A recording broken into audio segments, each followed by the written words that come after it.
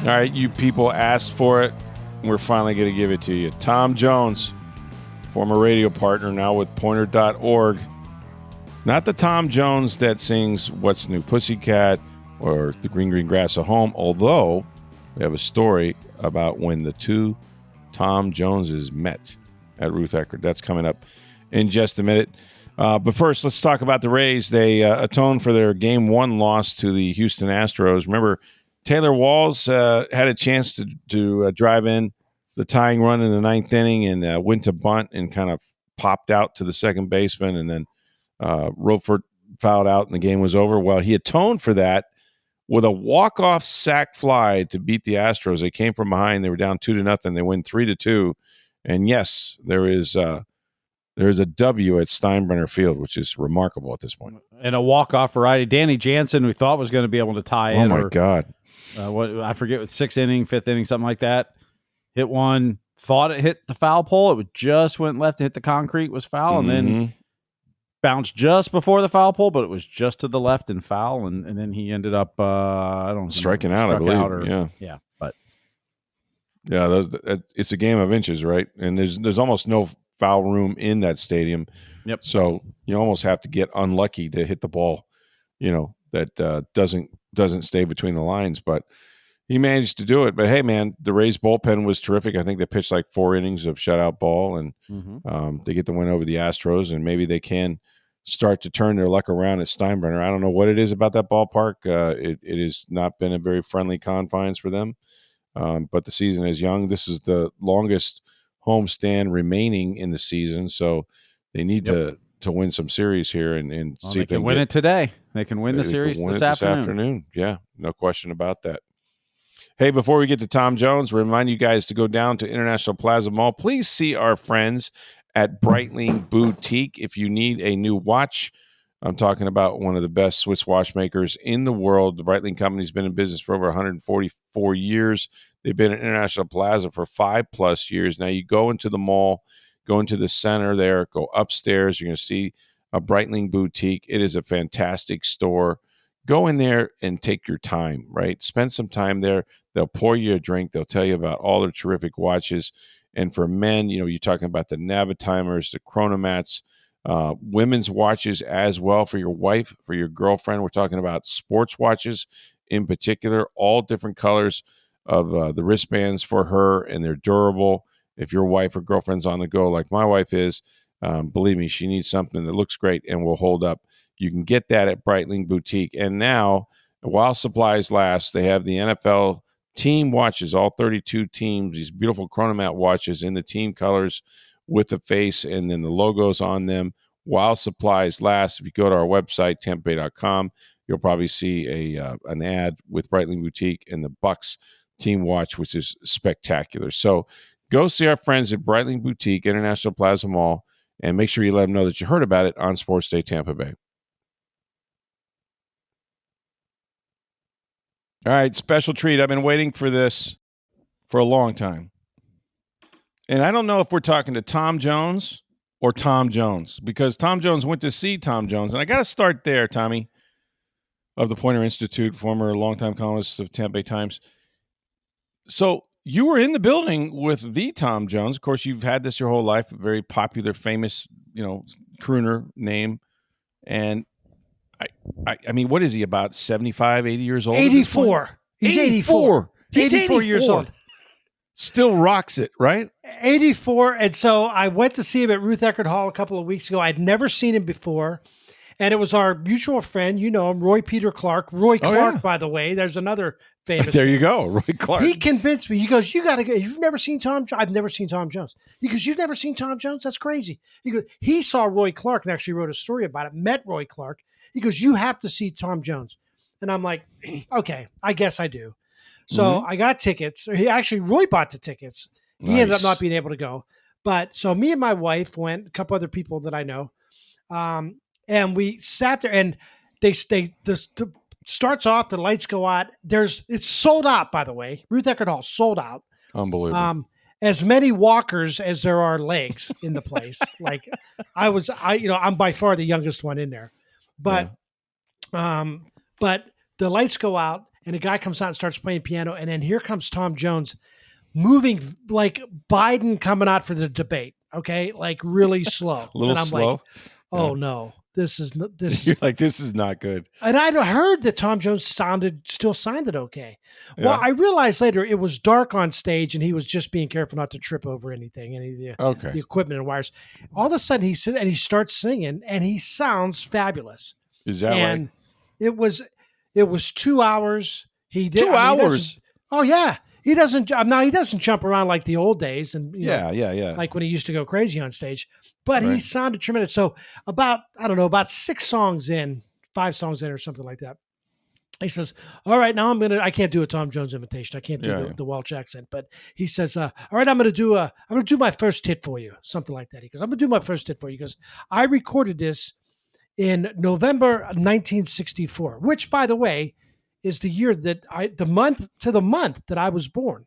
Oh wow. And he said, and a couple of months later, it became a number one, and my life is Changed forever. Changed forever. And he starts singing, dun, dun, dun, dun. Done. It's not unusual to be in love with anyone. All of a sudden, I start tearing up. I get emotional watching Really? this. Yeah, and I'll tell you why. Wow. Is because I didn't realize until that very moment. Well, I did realize that song was the reason you were named Tom Jones. Well, not exactly. Well, No, here's what it was. made that So I part was up. born. So my obviously my parents didn't know that there was going to be a famous. I was named after my grandfather, but Okay.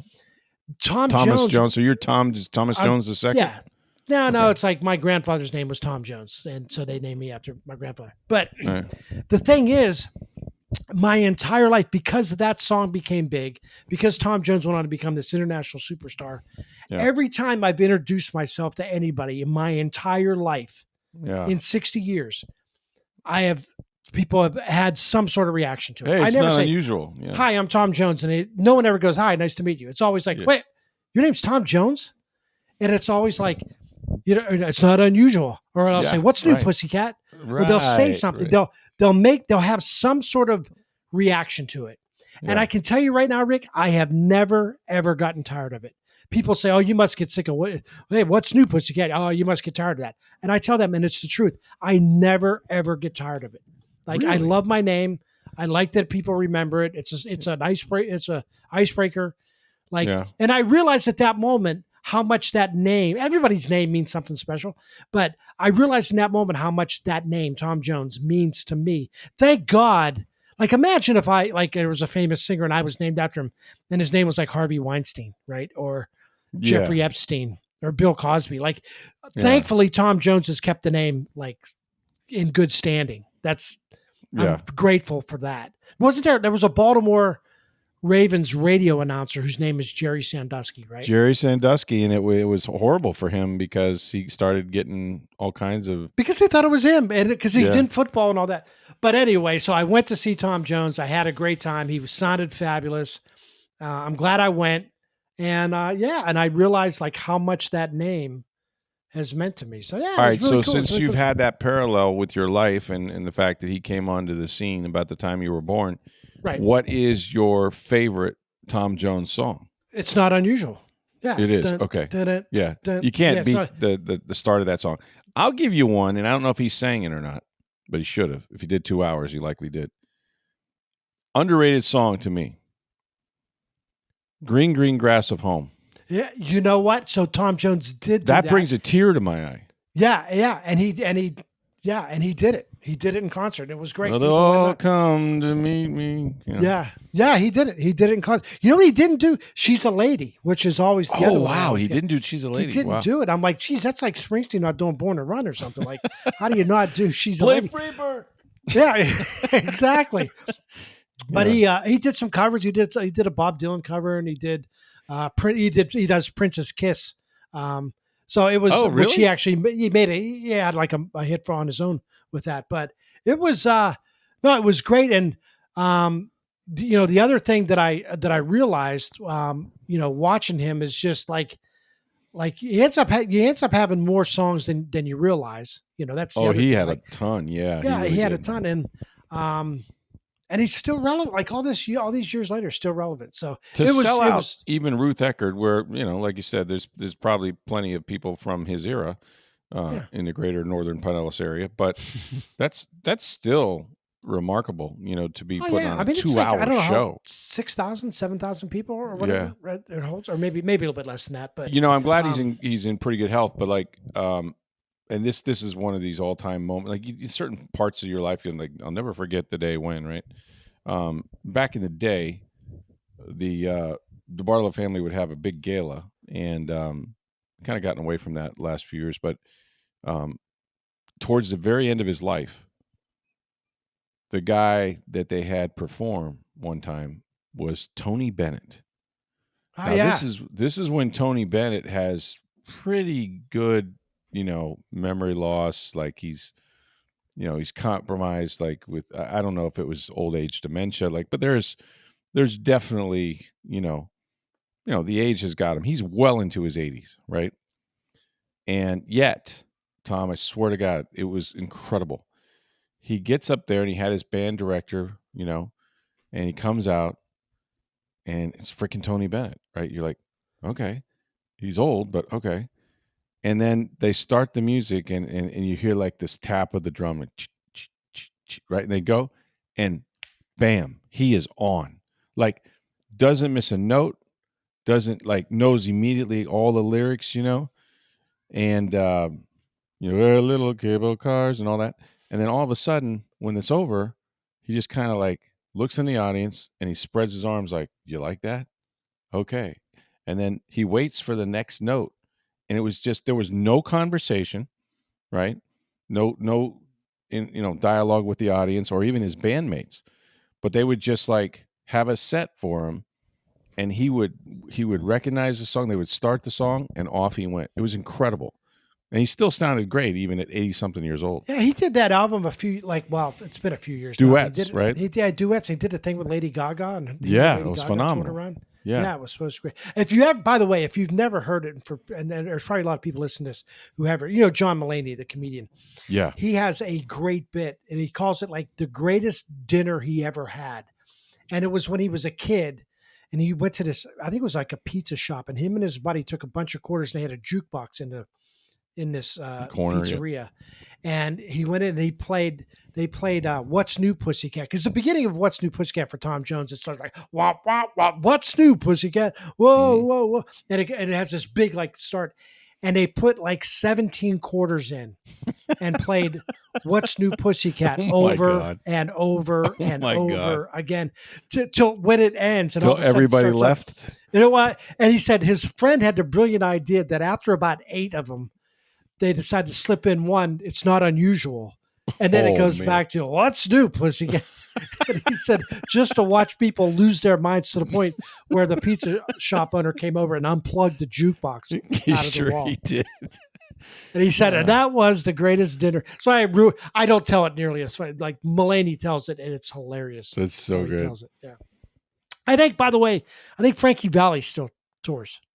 I think he's you're right. 90. Yeah, he's 90 something. Yeah. So, anyway. I met some crooners. I don't know how it's a great topic because Tom Jones went to see Tom Jones. Who's the guy that I can't believe I can't remember his name right now? The guy that wrote My Way for Frank Sinatra. Help me out here. Paul Anka. Yeah. Yeah. Who turns out to be Greek. I never knew. So we would see Paul Anka because he's a friend of my boss, my current wife's ex boss, whatever. I was going to say, you breaking news. I have both. I have an ex-wife and she has an ex-boss. So it could have been that way. But anyway, so Paul Anka has made a ton of hits, right? And he was a big star and all that, singer. He's another guy in his 80s, performs, and yet he's written 50,000 adaptations of My Way for any event he's at. It's just, it's like they did it the Barlow way, or wherever he's it's, the Tom Jones way, and now, the service taught, what, it doesn't matter. It's literally the most adaptable song in the universe, right? That's the hilarious. Steve Versnick way. Like You know what's so? I was listening to Paul Anka the other day. I had a 70 station on. I think it was a 70 station. And Yeah, you ever you hear? did. Sometimes next time, like listen to the lyrics of "Having My Baby." Like Oh, listen man. to those lyrics. And What a if you lovely want to get way of weirded saying out, how much you love me. it's if you want to get weirded out just a little bit, listen to that song. It weirded me out. It's just creeped me out a little bit. That's all I'm saying. Yeah. That and any Dr. Hook song. I remember Dr. Hook. Dr. Hook. She was only 16. Only 16. Okay. Yep. How old were you? That was the unanswered question. That's right. If you were 60, that's cool. If you were 32, the other one not was so great. Brandy was a fine girl, but I'm sure how old she was either, I know, yeah. Well, she was working in a bar. She was tending bar. That's true. So she had to be So you hope. age, I don't right? know. It sounded like a pretty sketchy coastal bar. It does. And she waited, but his lover was a sea. So Yeah, there's exactly. that.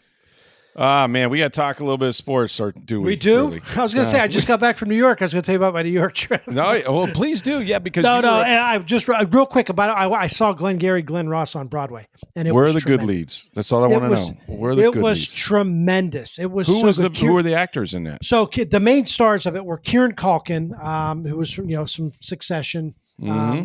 He plays the Ricky Roma part, the Al Pacino in the movie part. Yeah. Bill Burr, the comedian, who I thought was the best one. Bill Burr's in it? Bill Burr played the Ed Harris character from the movie. Wow. Michael McKean, remember Michael McKean from like Spinal Tap and way back in the day, Lenny and Squiggy on Laverne Shirley. But he played Shelley Levine, which was the Alan Arkin character. I'm sorry, the Alan Arkin character, George.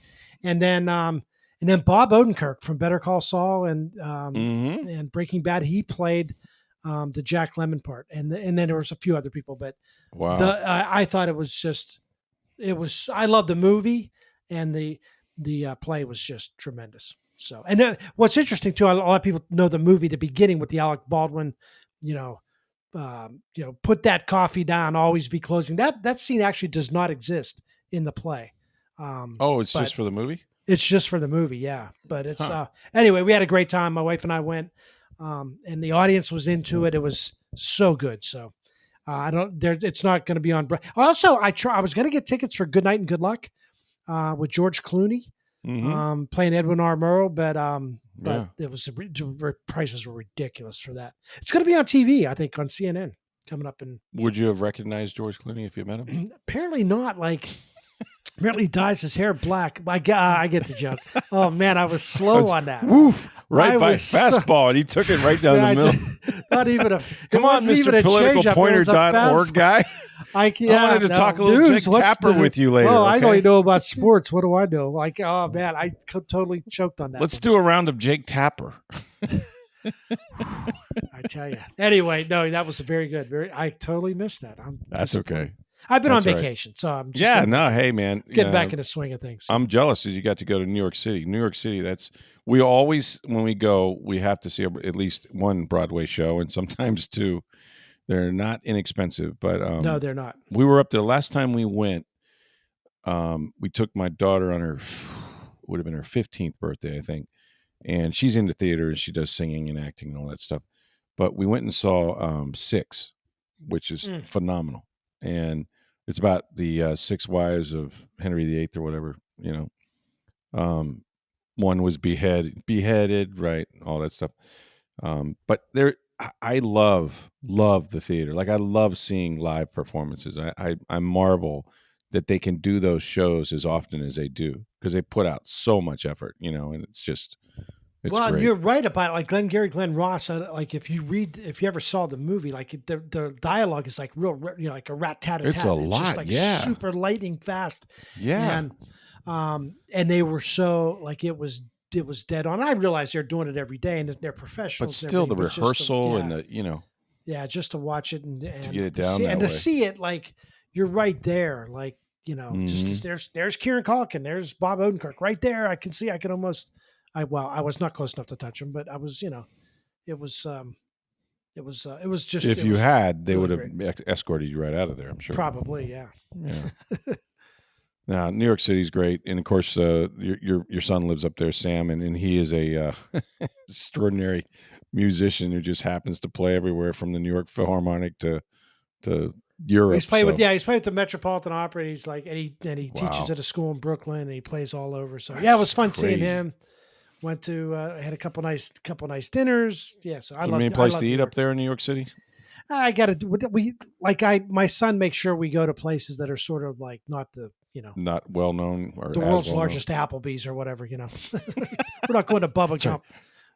There you go. It's the original Bubba Gump. It is, but Yeah. no, he picks places that are pretty much out of the way, but really good. So Yeah. and Well- really expensive too. And how? Yeah. No, that's one thing that you got to save up for.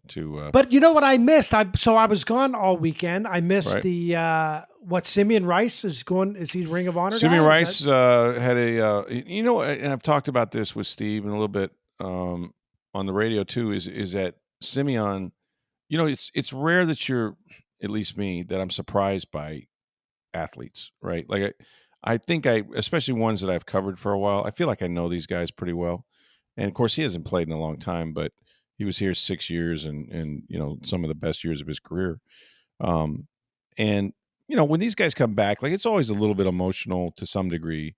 Because they play the highlight video and man, what hit home to me, and you can do a lot with highlight videos, but like, watching these plays and these big games and like just, totally game changing plays, sacks, strips, fumbles, all that. I just realized like, wow, that guy was an absolute beast. Like I don't see players like that today. I don't. TJ Watt at times, right? Like there's certain pass rushers that maybe, but he was unbelievable. He was unstoppable. And he's there with his 2-year-old son. And when he got up to speak, and it surprised him, like ugly cry, right? Like water coming out of everything, your mouth, tears just streaming down his face. And he got to thinking about his father and his mom, who he lost in 2015, 2016. And it's something he had kind of not really come to grips with, their death. But watching his son watch him as they used to watch him really resonated with him. And it was just raw and it was cool. And I, those moments are pretty rare, with these guys, and to be vulnerable in front of everybody. But it was neat, and he definitely deserves it. And get into whether he should be in the Hall of Fame. I think he should, but there's, it's the old, how many guys should be on the defense that won one Super Bowl? Right. You're not the Steelers and that sort of thing. But yeah, it was cool. And I think there was a lot of debate about who should be next and all that, but Sim is one that I always enjoyed. And he's a smart guy, and he's done well, and he's one of these guys. I don't know if you know many athletes like this, that when he was done playing, he was done. Like went on to make movies, like doesn't watch football, that kind of thing. It's funny, like, and I had no idea. Like, I really didn't cover him. I was either not really. I think I was in Minnesota when he had obviously when they won the Super Bowl. I was working in Minnesota at the time, but I didn't cover the Bucs much before or after that.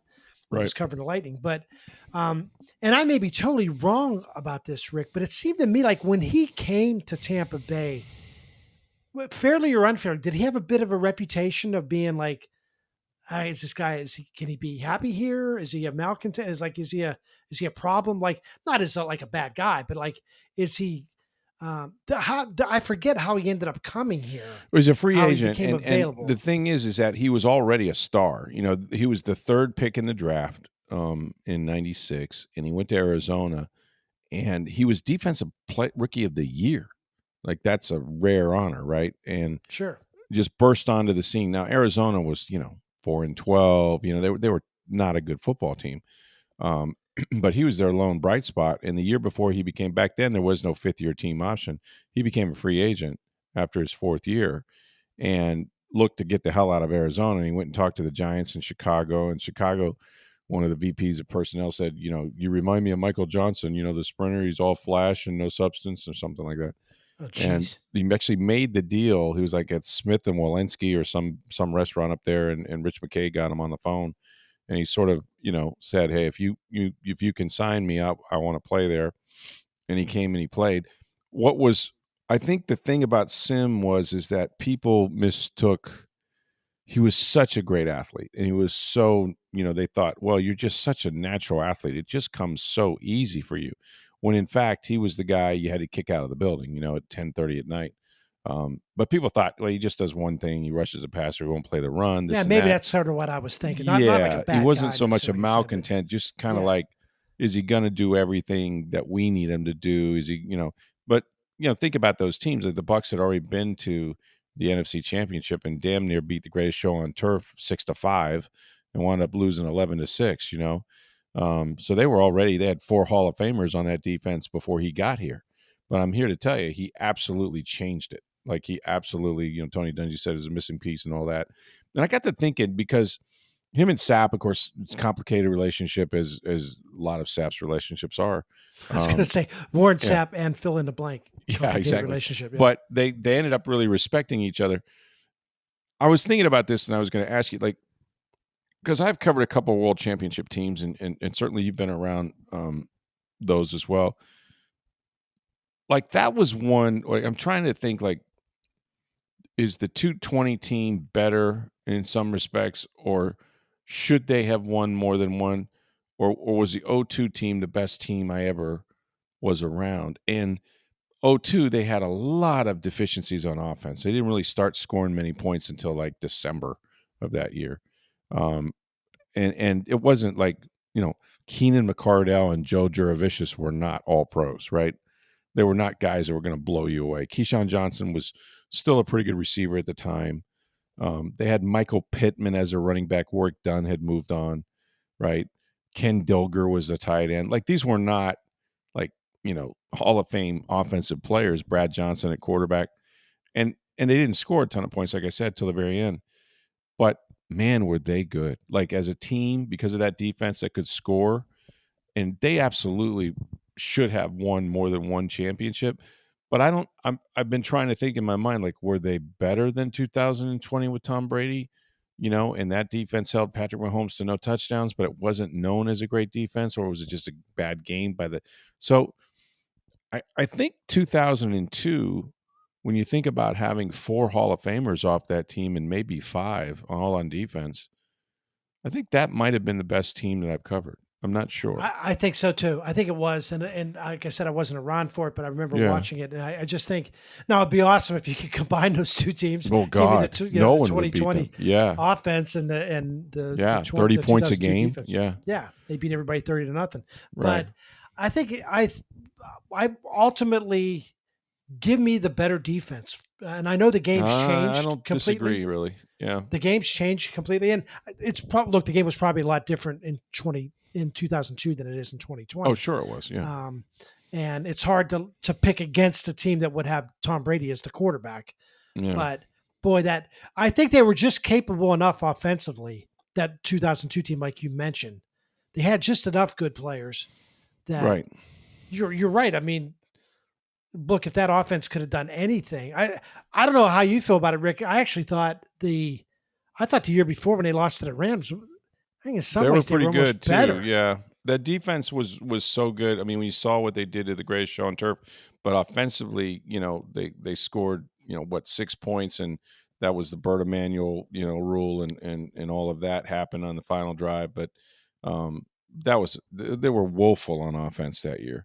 Even though Sean King replaced Trent Dilfer, and he was a rookie, and they just, I don't think they'd have beaten the Tennessee Titans. Let's put it that way.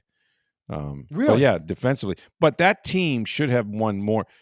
You covered a Lightning team that won a world championship, and 2004, that team should have won another cup. That's what I think. They should have gotten back. They were so young at the time. The thing that killed them was the lockout the next year. The lockout the next year, yeah. The lockout the next year. And then the salary cap, which was put in place to presumably help teams like the Tampa Bay Lightning so they could compete against the New York Rangers and the Toronto Maple Leafs and the teams that were going to spend a ton of money.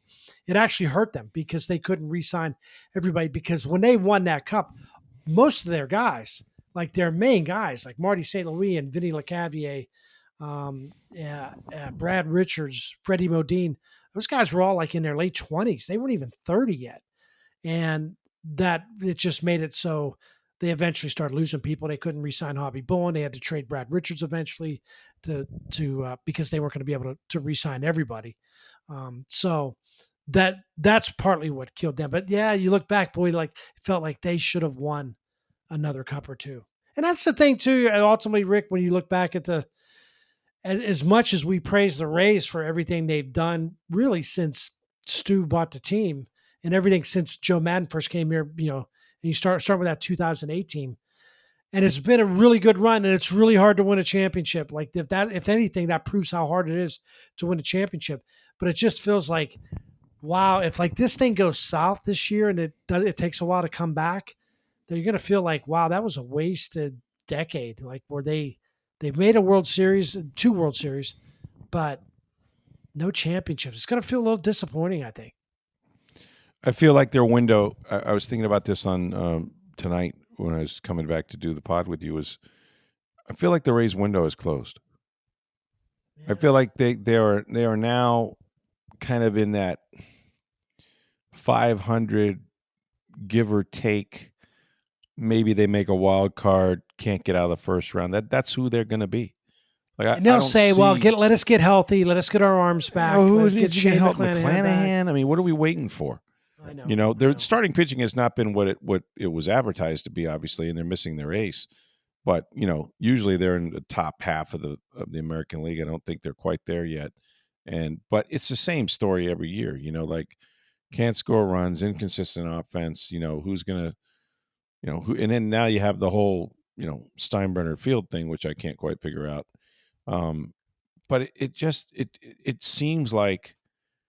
Where are their young, superstars? Is it Caminero? Is it, who are the guys that are gonna, I don't see any Evan Longorias. You know what I'm saying? Like, we look back. I think if you were to do, and by the way, I hate the phrase. Like, yeah, I wish they'd do a 30-30 on this. Okay, there's enough 30-30, so we don't need any more 30-30. That's right.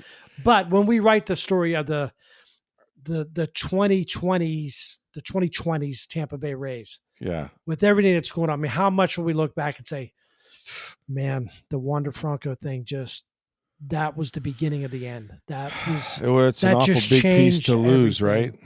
Yeah. I mean, you're talking, there was a moment there where people thought after Ohtani, this guy had a chance to be like the best player in baseball,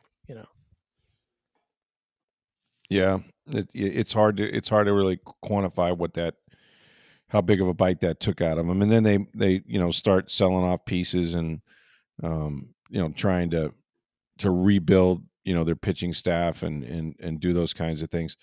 I mean, look, at the end of the day, baseball has a bigger problem, I think, than any sport with respect to competitive balance, just because, we're going to see a lot of Yankee Dodgers World Series, I think.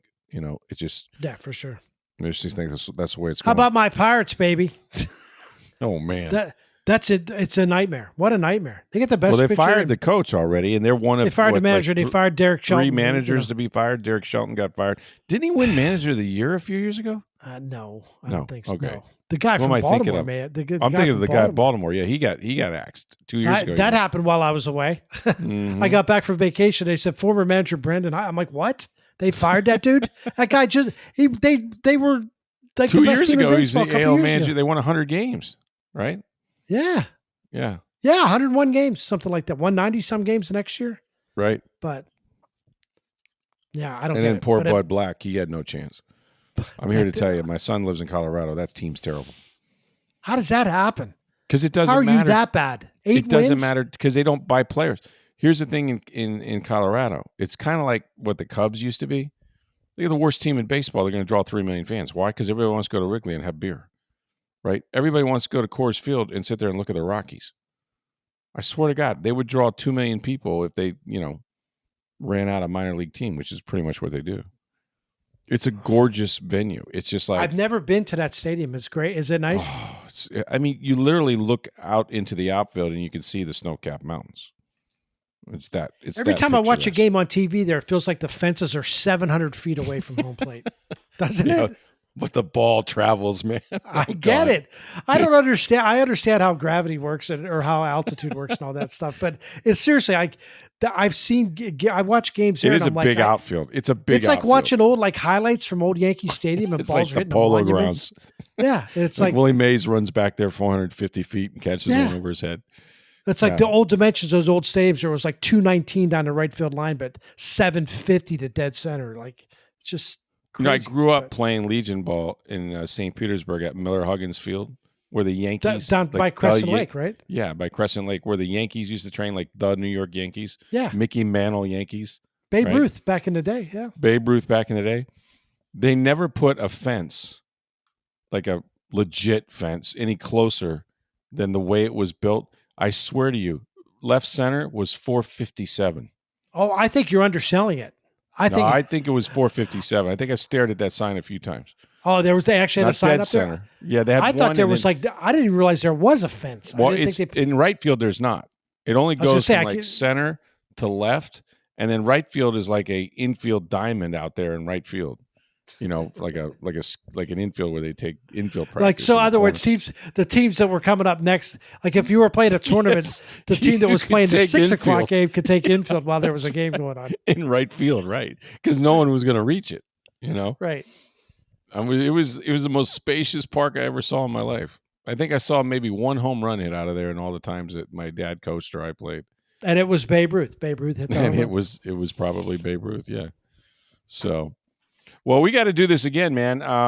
You brought up a topic. We'll talk about it with respect to, and this is not one I expected, but how good is the NBA right now? Well, it's NBA, but also it's more about, and you just mentioned a minute, competitive balance. Is it good to have one dominant or two dominant teams, or is it good to have parity? That's ultimately what it comes down to. But I got some thoughts on maybe you can have me back tomorrow and I'll talk about it. I'll have you back tomorrow and then we'll talk about that. And if you got any other crooner stories, that'd be good too. Yeah, sounds good. All right, man. Tom Jones, you can reach him on pointer.org and he has his podcast as well. We'll talk to you tomorrow, Tommy. Sounds good. Hey, man, that was so great. We got to do it again tomorrow, and we might. The Rays are going to wrap up their series this afternoon against the Houston Astros, see if they can win one at Steinbrenner Field. Make sure you go see our friends at Breitling Boutique, International Plaza Mall. Pick up a beautiful watch for your wife, for your girlfriend, for yourself. It's Breitling Boutique. Let them know that you heard about it on Sports Day Tampa Bay. For Steve Versnick, I'm Rick Stroud of the Tampa Bay Times. Have a great day, everybody.